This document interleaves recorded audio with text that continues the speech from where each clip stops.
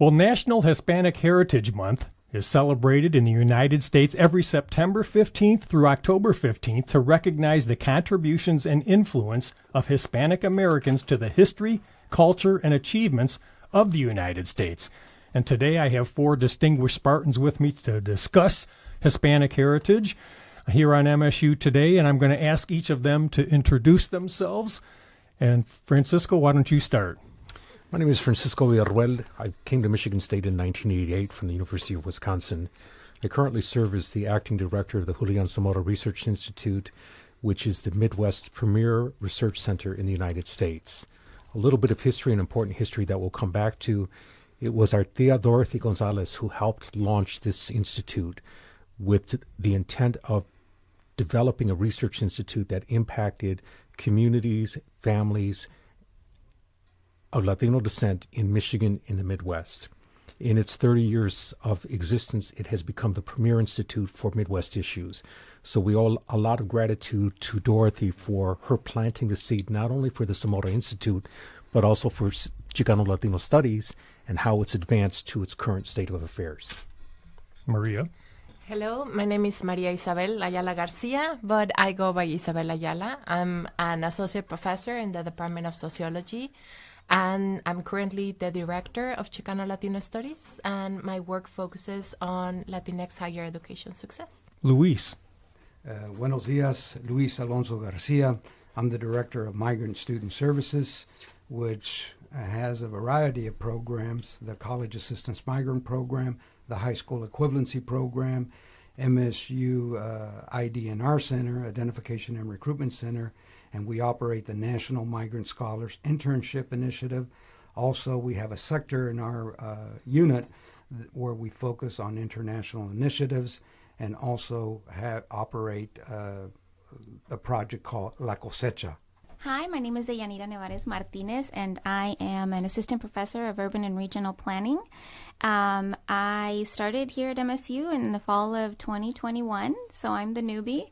And my research focuses mostly on housing. I do work around the role of the state in what I call informal housing.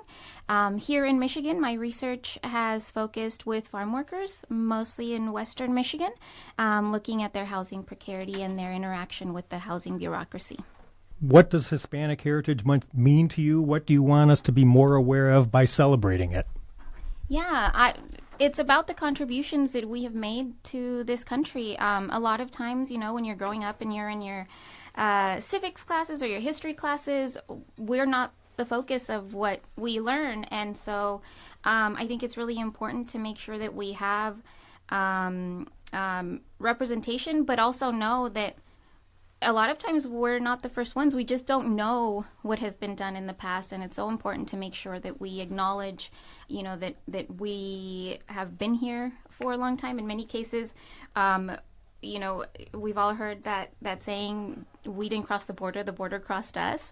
And so we've been in this place, we are from this place, and so acknowledging that, I think, is really important.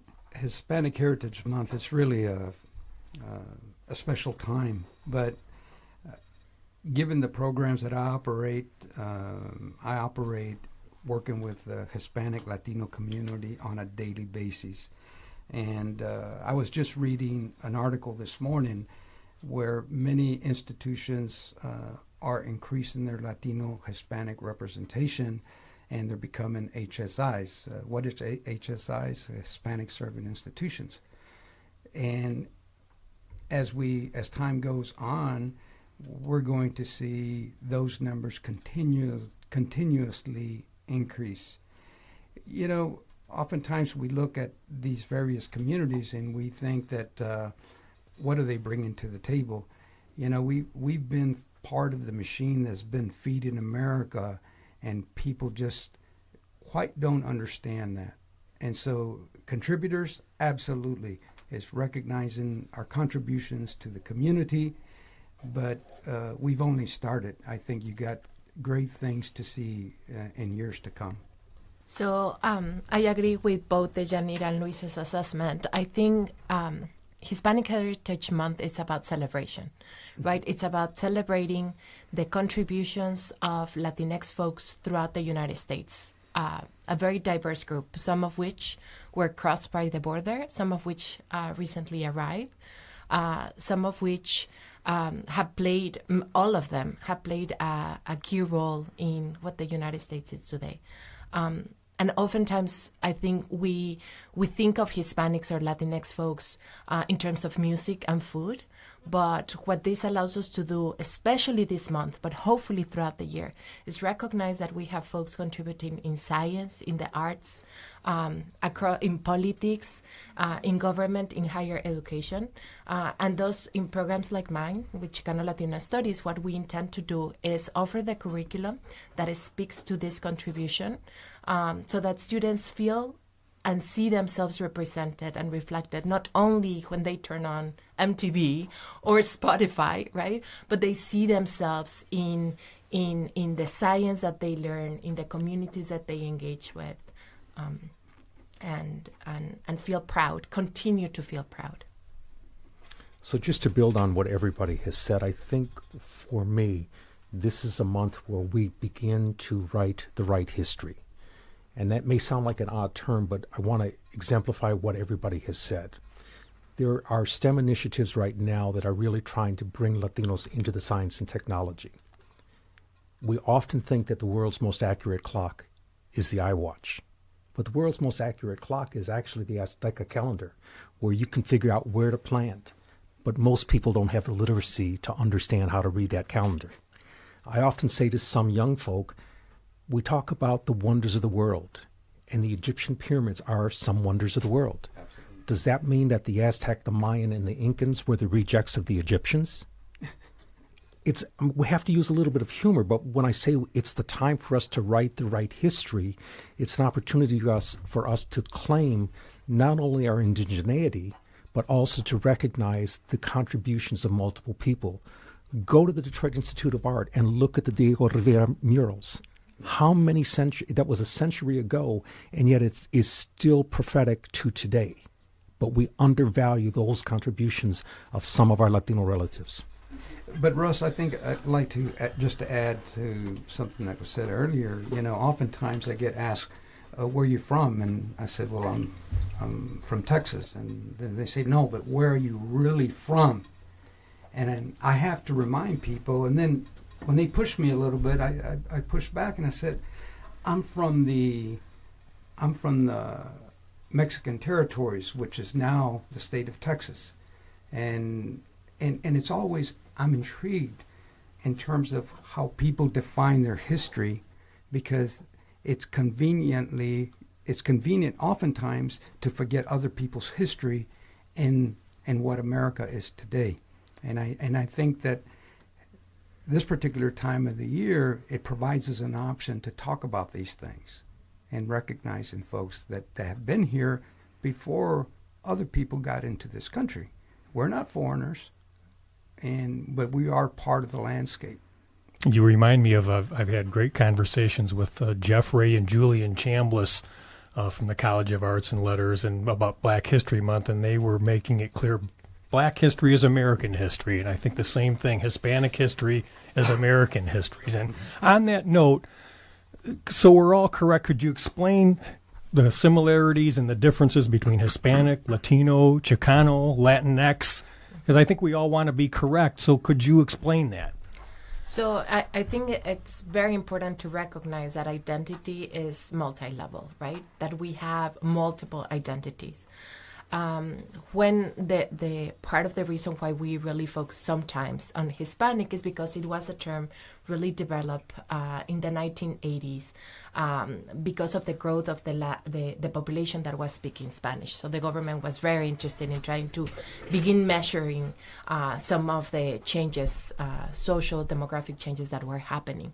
So Hispanic is really much a term that was imposed by the government at the time that really focused on the Spaniard heritage for folks that spoke Spanish.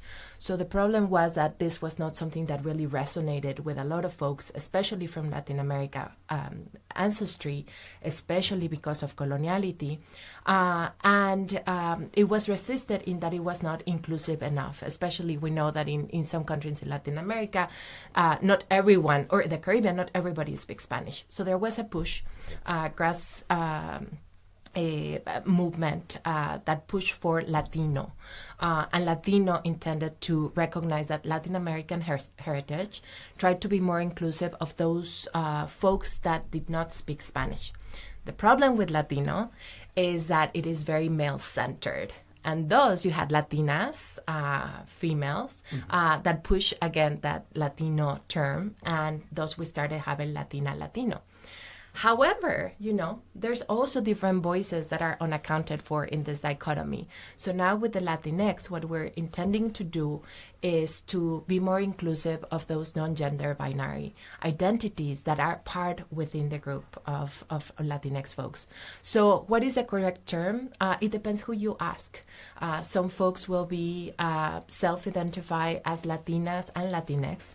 Some folks, especially those that have a history of political activism, will self-identify as Chicano and Latino. So it's a matter of asking. It's a matter to recognizing what drives people to self-identify in different ways, and recognize that it's not something that is very static. It changes through time.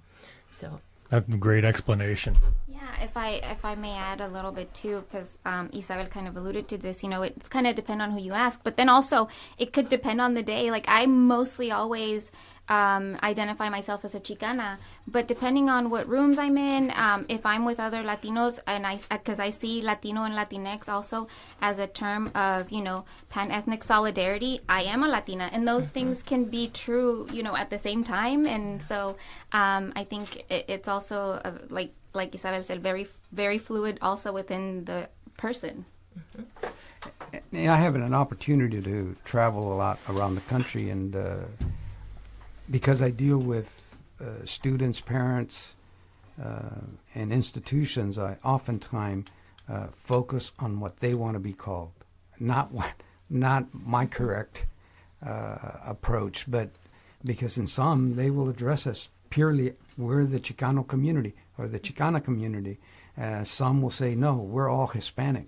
So you don't want to start on a negative with anybody as you're engaging in a conversation that could prove beneficial to both parties. So oftentimes it's really respecting where people are at.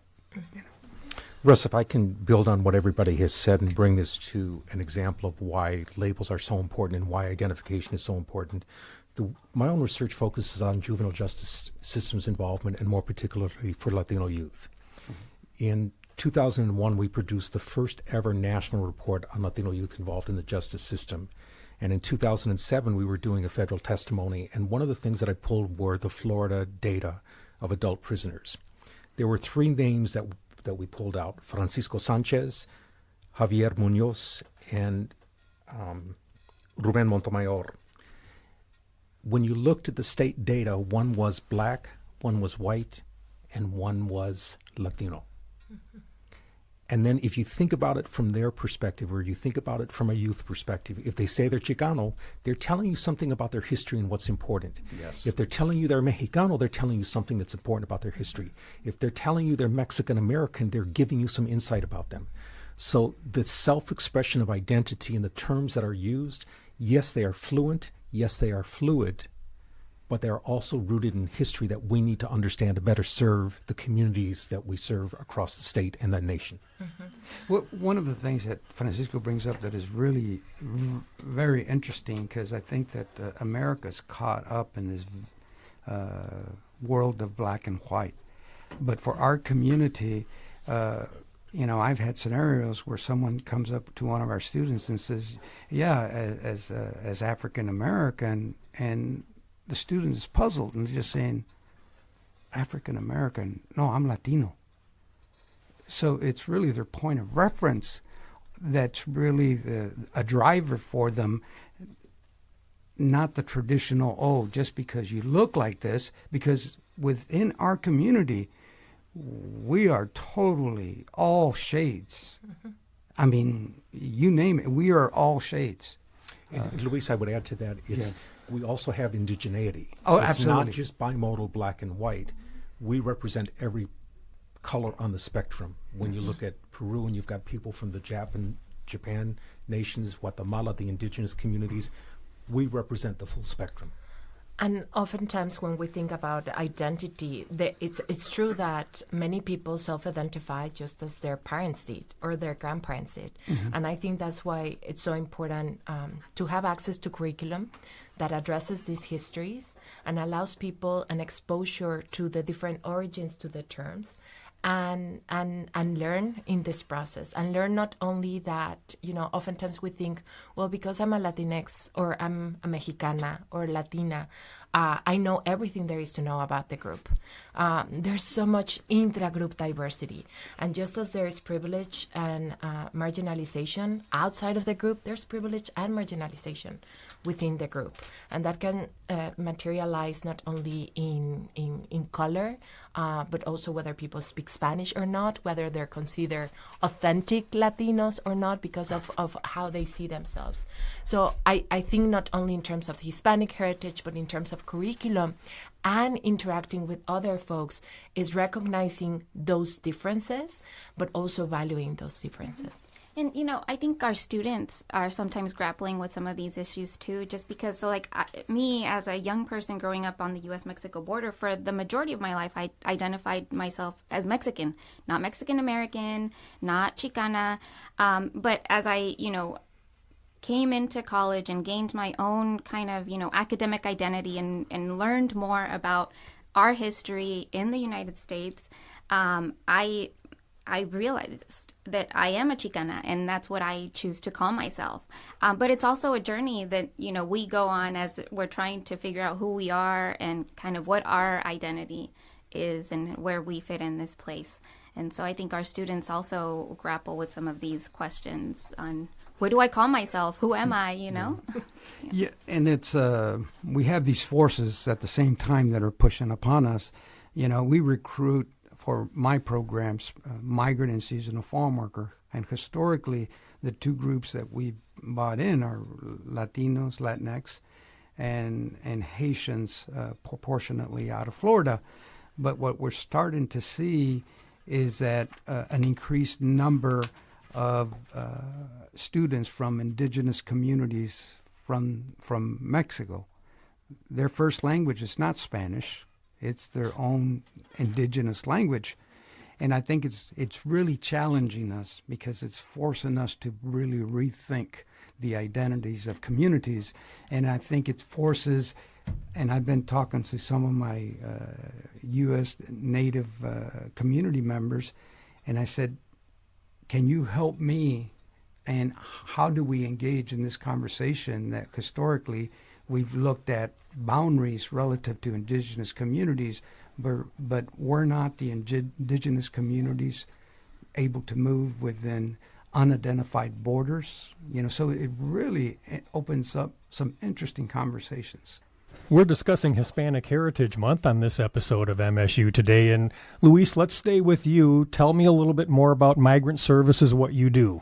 I've been here at the university for a few years, 30-something years. But anyways, when back over 22 years ago, one of the things as I looked around, and we look at the Hispanic community, there was one pocket of that community that was really not served. And back then, former trustee Dorothy Gonzalez would also prod me and just saying, Luis, what are you doing? What are you going to do? How can we focus on our migrant community? Because if we look at the history in Michigan of our Hispanic community, you will find that the greater percentage of them all have roots really that are tied to migratory labor, farm workers. That's how their families came to Michigan. And so that's when we started back 20 years ago with the camp, and thereof we started to add additional programs. And now I humbly can say that I think we're a national leader and really diving into and providing service unlike no other institution in the country. And, you know, at the same time, the university's in a search process for the new dean of the College of Agriculture. I think that this is a wonderful time for us to be at, to begin to integrate some of the work that we've done to this new direction for the College of Agriculture as well, and the multi-billion-dollar industry of agriculture in Michigan. I just want to build on two things that Luis said and to give him a shout out. Many of the MSU community know about the Featherstone Society and the Featherstone Prize, which honors the undergraduate, the most outstanding undergraduate in the university. 2 students from camp have received that award. And many people in this institution will always say the camp students are not the same caliber. This is an example of how when we give opportunities and we support the talent that comes to MSU, we can foster their development. Both Luis and I have mentioned Dorothy Gonzalez, and I think it's most important for us to recognize in Hispanic Heritage Month that since it was established in 1855, Dorothy has been the only Latino who served on the Board of Trustees. Yep. And it is because of her legacy and her footprint that we are where we are at today. She pushed Luis to establish camp. She facilitated the founding of the Samora Institute. She helped lay the foundation for the Chicano Latino Studies program. She really is an ancestor, a tia for all of us that we have to honor, and we cannot forget her legacy. So glad you said that. And tell us the acronym CAMP, though. Explain, give us the... CAMP stands for the College Assistance Migrant Scholars Program. There you go. And Francisco, let's stay with you. Tell us the same question. Julian Samora Research Institute, sort of the evolution and mission. So Julian Samora was a researcher in the 1950s, 1960s, who was the first person who began to write about and do research on Latinos in the Midwest. He was on the faculty at Michigan State for approximately 2 years before going to Notre Dame, where he got a number of federal grants to support scholar development. The number of scholars that he had placed in international global contexts as well as in the United States is a history that is unprecedented. Nobody has ever been able to match that. So with the efforts of Dorothy Gonzalez, Richard Navarro, many other people, the Samora Institute was founded in his honor to really push Michigan State and the country to focus on Latino scholarship in the Midwest. And what's most important is when it was established in 1989, it was the only institute in the Midwest that was dedicated to the scholarship of Latino communities with an emphasis of not doing research on communities, but doing with communities to help build opportunities for success. And this is 25 years for the Chicano Latino Studies program at MSU. Again, sort of the mission, the evolution, what's ahead? So I think when we look at institutions of higher education, primarily white institutions, we see that they have an Eurocentric foundation. That means that they tend to focus and represent and normalize the history, the stories, the contributions of white folks.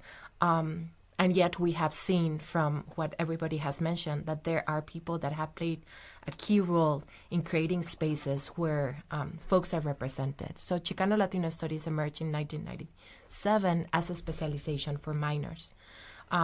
Eventually became a minor, but we also offer, in addition to that undergraduate degree, we have a graduate program that has a graduate certificate, standalone CLS PhD, the only one in the Midwest, and a dual major PhD. I am very proud to say that we're currently the largest ethnic minority minor at MSU, but also across Big Ten universities. We have also seen that students that minor in CLS not only have the higher GPAs, but also shorter time to degrees. And we have faculty and students across the university, so from the College of Social Science to Arts and Letters to Education, all in between. So the conversations and the research, the curriculum that is offered is truly interdisciplinary. And we have faculty not only across the board, but we also have folks that have made an impact at MSU, such as Diana Rivera, who developed the Cesar Chavez collection.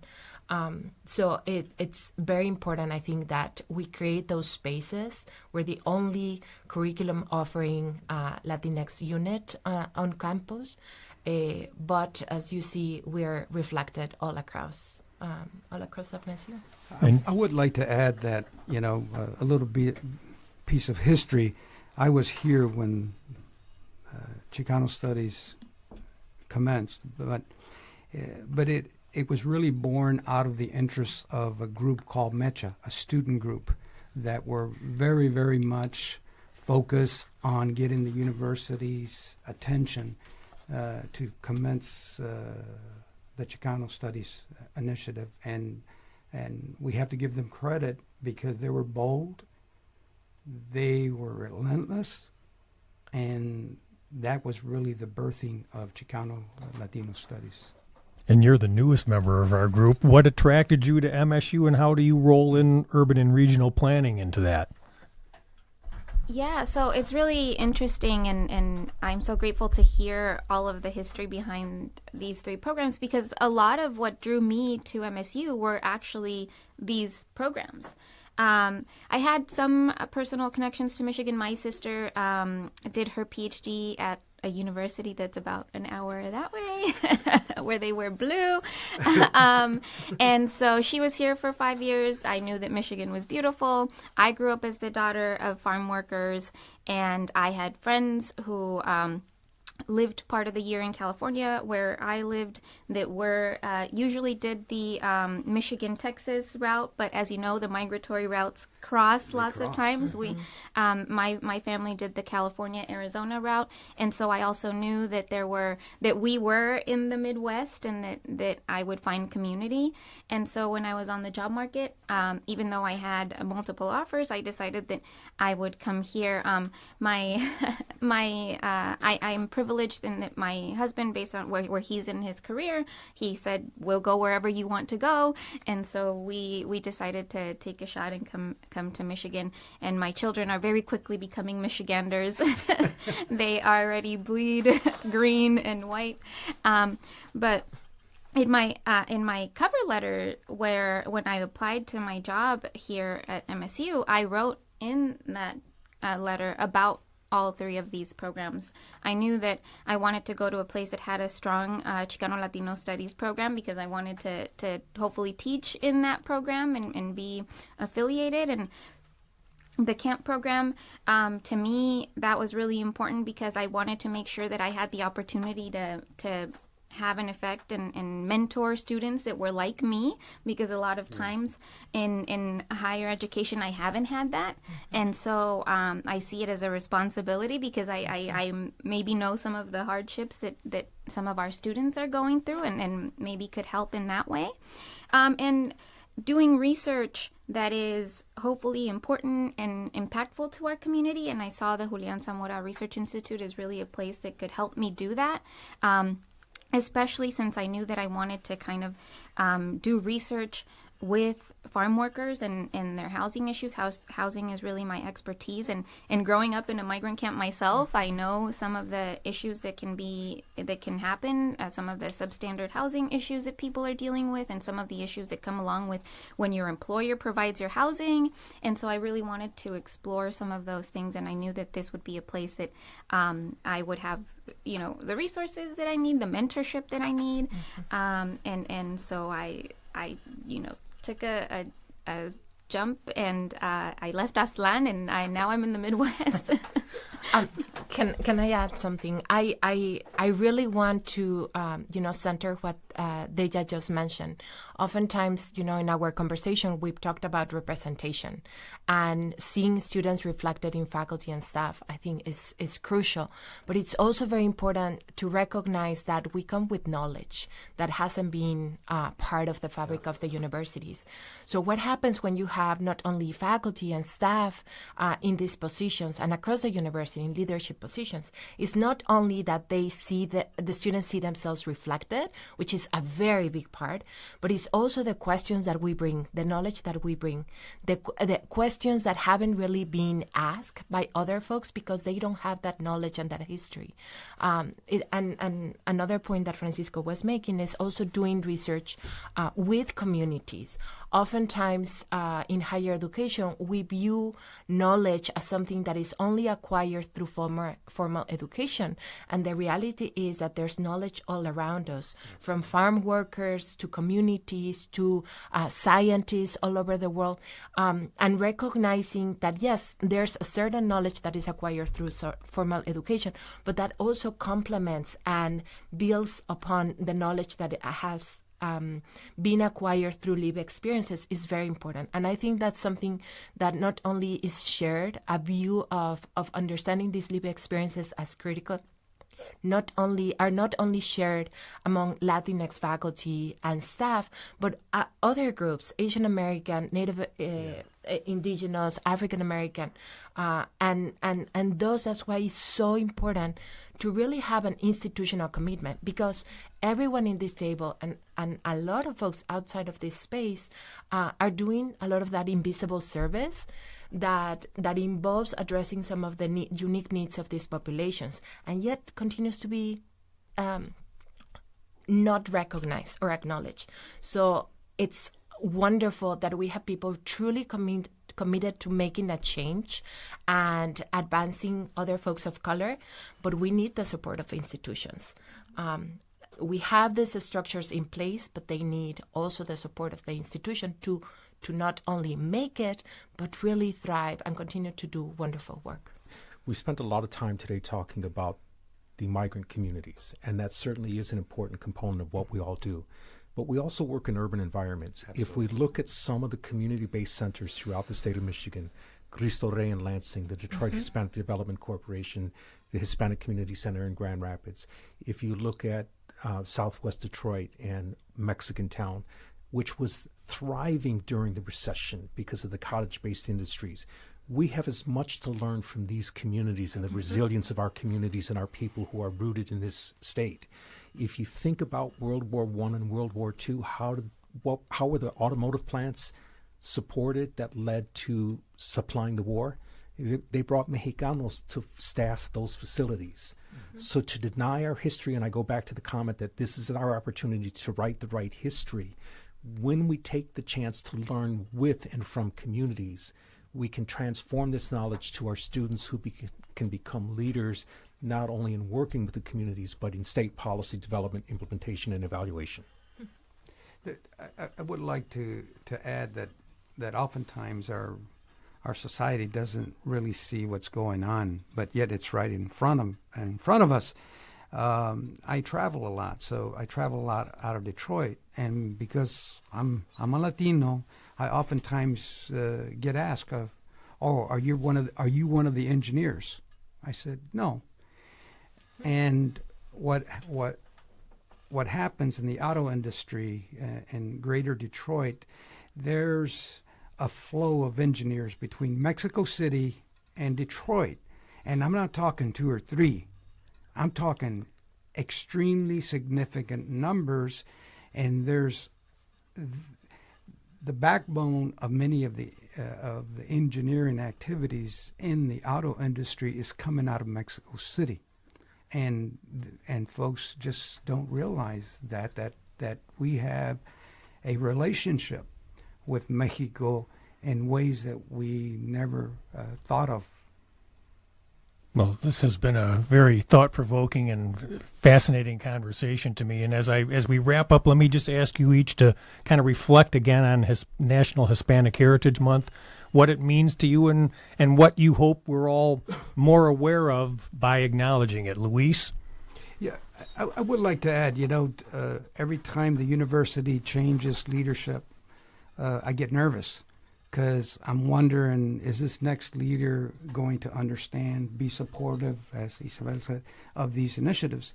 And we're fortunate to have President Stanley, who has been there and very supportive of the diverse communities, and is willing to take the heat on that as we cultivate a further understanding of the broader community of the contributions that these communities have had, will continue, but for our existence, future existence, they will be a vital component. I would just add to what Luis has said. It's not only the president, but it's also the Provost Woodruff and Vice President Bennett. This is an administration in the 35 years that Luis, you and I have been here that I can comfortably say that we have leadership who are not going to help just sustain, but are committed to investing, promoting, and enhancing what we have at this institution, not only for the institutional sake, but for the communities across the state and the Midwest, and more importantly, for student success. I think it's also an opportunity to give a shout out to all those invisible forces and very visible forces across students, staff, faculty, leadership across MSU that not only celebrate Hispanic Heritage Month in September and October, but throughout the year, and do the work every day, the visible and the invisible, and bring everyone with them. Yeah, to me, I think this time of year is an opportunity to make sure that we're doing the work to make sure that students, Latinx students, know that they belong here. To me, it's really important that they understand that. I was just we were talking in class a couple of days ago about walls. And so we were talking about walls that exist and some that may not be there but are there. And so we were talking about probably that Chicano student that lives in Lansing and probably has never set foot on the Michigan State University campus, because there is that invisible barrier sometimes around this institution. And so to me, I think that my goal for this month and every month of the year is trying to make sure that our community knows that they belong here. Well, thank you all for this great conversation today. And again, National Hispanic Heritage Month is celebrated every September 15th through October 15th to recognize the contributions and influence of Hispanic Americans to the history, culture, and achievements of the United States. And I'm Russ White. This is MSU Today.